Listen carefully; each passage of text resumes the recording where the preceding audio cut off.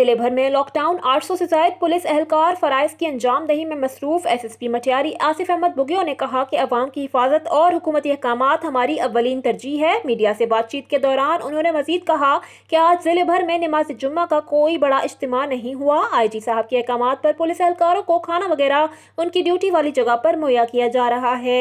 Police अवाम में corona virus के हवाले से शऊर पैदा करने में कोशिश है ताकि अपने शहरियों को इस मूजी वबा से महफूज रखा जा सके। हम अवाम से इल्तिजा करते हैं कि खुदारा हुकूमत की जानिब से लगाई गई पाबंदियों पर अमल करें, क्योंकि ये पाबंदियां सिर्फ और सिर्फ अवाम को महफूज करने के लिए हैं।